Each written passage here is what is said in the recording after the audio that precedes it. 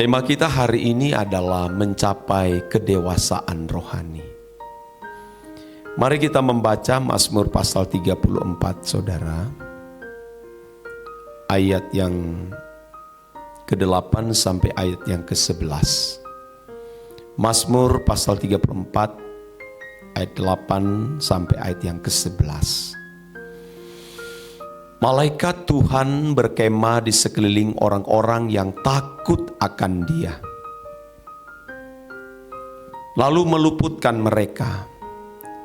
Kecaplah dan lihatlah betapa baiknya Tuhan itu. Berbagailah orang yang berlindung kepadanya.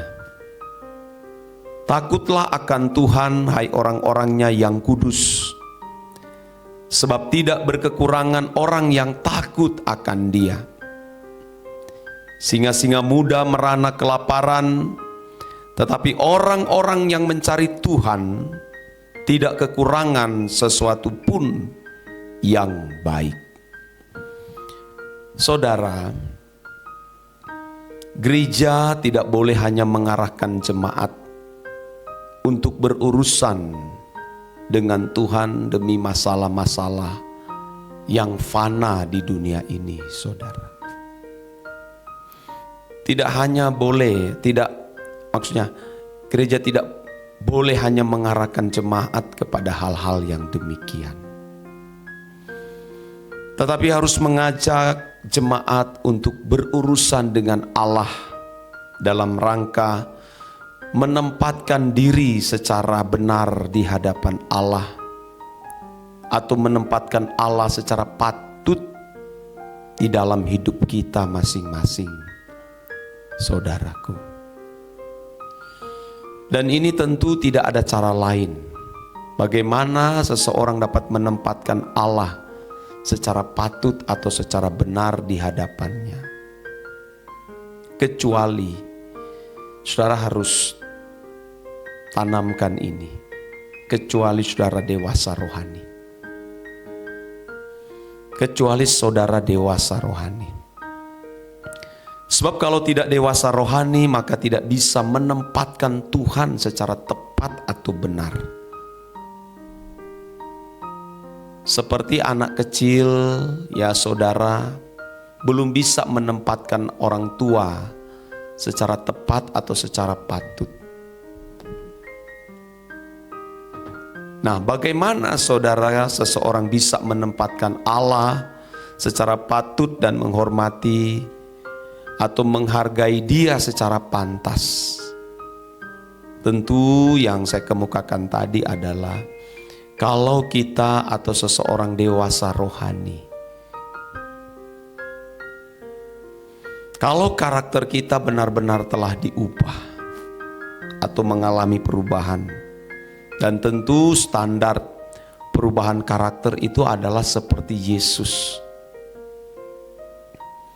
Sebab Yesuslah adalah model manusia sempurna yang menghormati Allah secara patut dan benar.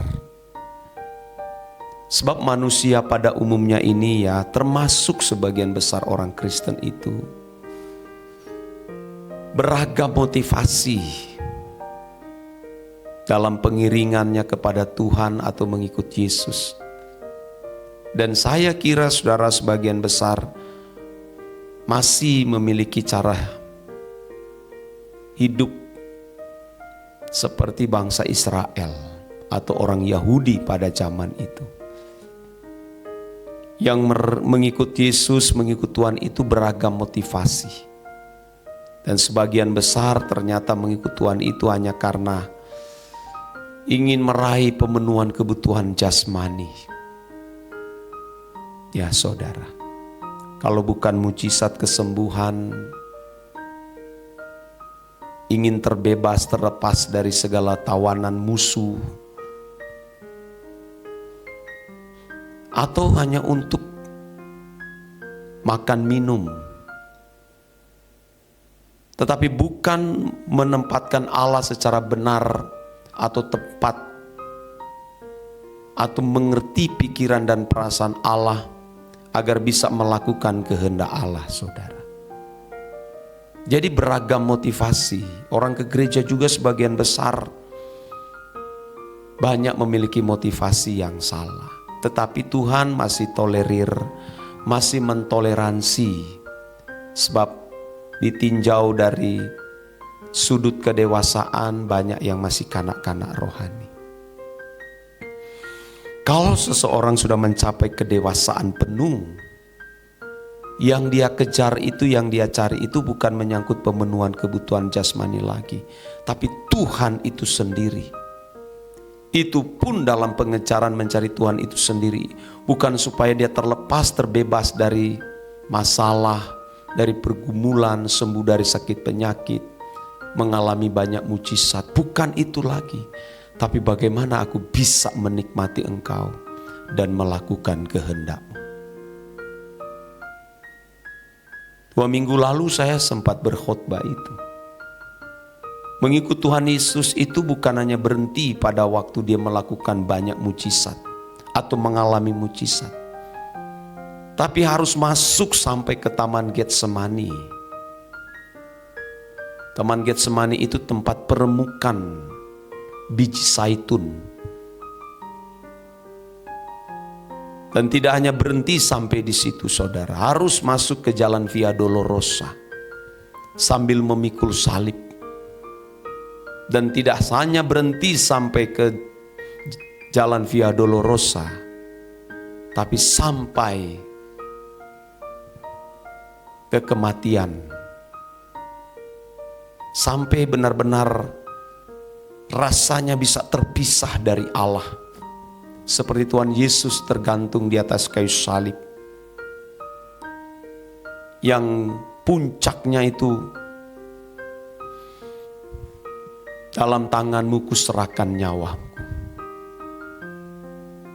Dia sudah tidak mengharapkan apapun lagi, saudaraku. Dan ini orang-orang yang benar-benar telah dewasa, tidak meragukan Allah. Itu, saudara, bukan hal yang mudah mempercayai keberadaan Allah di situasi atau kondisi yang tragis. Di puncak seperti itu orang bisa berkata, di manakah Engkau Tuhan? Apakah Engkau ada? Kalau Engkau ada, seperti perkataan seorang penjahat di samping Yesus, kalau Engkau anak Allah, turun Engkau dari salib dan bebaskan kami. Loh, itu tidak mudah, saudara. Ini orang-orang yang sudah benar-benar dewasa, yang tidak mencurigai Allah, sekalipun tidak mengalami mujizat di ujung kematian pun, saudaraku. Bahkan sekalipun tidak ada pertolongan dari siapa-siapa, dia tetap mempercayai Tuhan. Nah, kita di level mana, saudara? Jangan-jangan baru sampai di level mujizat. Ikut Tuhan karena mujizat, ikut Tuhan karena ekonomi baik-baik, aman, rumah tangga aman. Nah, itu belum Kristen yang sejati itu. Itu masih seperti lalang yang masih terombang-ambing, saudara. Belum menjadi gandum yang bersiap dipanen, dimasukkan dalam penggilingan, dijual, dibeli, dan dimasak, saudaraku, disajikan di atas meja dan dapat dinikmati. Belum. Masih lalang yang tidak berisi, yang berlalu lalang ke sana kemari, saudara, ditiup, diterpa angin badai. Kristen yang sejati, saudara, sampai di puncak penyalipan, di situasi kondisi yang seperti tidak ada pertolongan dari siapa-siapa, mempercayai, tetap mempercayai Tuhan. Wah, itu luar biasa. Nah, saudara, di level mana? Masih Kristen mujizat atau sudah mulai masuk berjalan di Taman Getsemani? Itu Taman Getsemani itu jangan main-main. itu menghadapi dua pilihan, apakah melakukan kehendak Bapa atau melakukan diri sendiri, melakukan kehendak sendiri. Yesus bisa melarikan diri dan menyangkal, biarlah kehendakku yang jadi, bukan kehendakmu. Karena menghadapi cawan penderitaan itu jangan main-main loh saudara. Dia melihat banyak mencawan penderitaan yang akan dia alami besok harinya, di mana dia akan ditangkap, digiring masuk ke dalam perjalanan Via Dolorosa sambil memikul salib. Di tengah-tengah orang mengejek, meludahi, memukul, saudara, dihina, ditelanjangi sampai masuk ke puncak penyaliban. Wah, ini ngeri saudaraku. Dan kalau saya melihat saudara, menurut saya ya saudara, masih banyak orang Kristen yang palsu. Kita mestinya menyadari akan hal ini dan bertobat saudara. Kalau orang tidak dewasa rohani saudara, dia tidak mungkin dapat menempatkan Allah secara tepat dan benar. Tapi orang yang dewasa rohani saudara, dia pasti tidak akan memiliki kebahagiaan lagi terhadap dunia ini. Dan dia jadikan Tuhan itu sebagai kebahagiaan satu-satunya.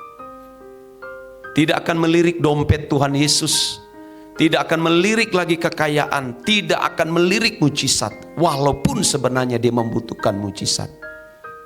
Sekalipun dagingku dan hatiku habis lenyap, gunung batuku tetaplah Allah selamanya. Saya mengajak saudara, ayo kita bertumbuh dewasa. Dewasalah rohani dan tempatkanlah Tuhan secara benar dan tepat. Amin.